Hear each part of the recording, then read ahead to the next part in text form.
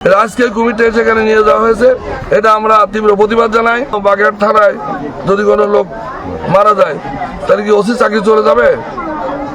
OC থানা বন্ধ করে দিতে হবে, এরকম কোনো নিয়ম আছে নাকি?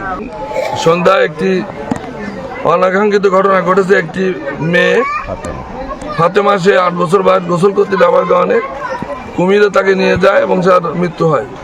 এবং আমরা অনেক চেষ্টা করে উদ্ধার করতে পারি নাই, প্রশাসনের লোক আসছিল, কিন্তু আমরাই পরে উদ্ধার করেছি তার মৃতদেহ। তার যথাযথভাবে তার সুরতল সহ তাকে সৎকার করা হয়েছে, দাফন করা হয়েছে। এবং পরবর্তী জেলা প্রশাসক পুলিশ সুপার সাথে কথা হয়েছে যে এটা যাতে আর কোনো দুর্ঘটনা না ঘটে। আমরা খাদেম কর্তৃপক্ষ মাজারে আমরা এটা নিয়ে তাদের সাথে বারবার পরামর্শ করছি। গতকাল জেলা প্রশাসকের দপ্তর থেকে আজকে 3:30টার সময় একটা মিটিং হওয়ার কথা ছিল। আজকে হঠাৎ করে কালকে জেলা প্রশাসক মহোদয় তার দপ্তর রাত 9টায় একটা এমার্জেন্সি মিটিং ডাকছেন। আমি জানি না রাত 9টার সময় কিভাবে মিটিং করে জেলা প্রশাসক দপ্তর, এটা আমার বোধগম্য নাই। তারপরে আমি ছিলাম না, আমার এক আত্মীয় দুর্ঘটনার কারণে আমি খুলনা ছিলাম। আমাদের খাদেম পরিবারের 2-3 জন গেছিল, কথা হয়েছে, সেখানে আমরাও ছিলেন। সেখানে কি সিদ্ধান্ত হয়েছে কুমিরকে এখানে সরিয়ে নেওয়া হবে এবং হবে। খান জাহান আলী মাজার এবং এই দিঘি 550 বছর ধরে আমাদের পরিবার এবং আমরা এটা ঐতিহ্য দেখভাল করে আমরা আসছি। হ্যাঁ, আমাদের ভুল ত্রুটি থাকতে পারে, কিন্তু এটা আমাদের না, এটা বাগেরহাটের মানুষের, বাংলাদেশের মানুষের একটা সম্পদ। এখানে দুর্ঘটনা যে কোনো জায়গায় হতে পারে। থানায় যদি কোনো বাগেরহাট থানায় যদি কোনো লোক মারা যায় তাহলে কি ওসি চাকরি চলে যাবে?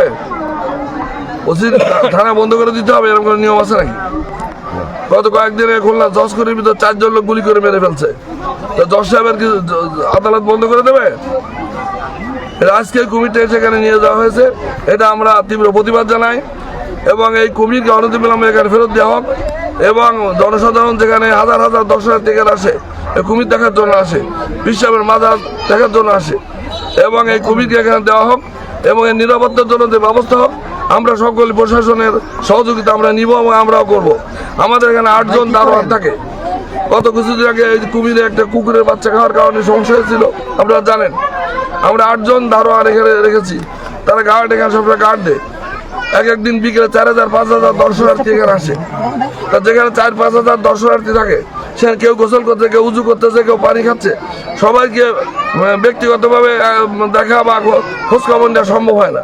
তারপরে আমরা এই অনাকাঙ্ক্ষিত ঘটনার জন্য আমার দুঃখিত, কিন্তু এইভাবে একদিনের ভিতর পুলিশ নিয়ে এসে আমাদের কুমিরটাকে এইভাবে এখান থেকে নিয়ে যা, এটা আমি মনে করি অত্যন্ত ভালো কাজ হয়েছে বলে মনে করি না।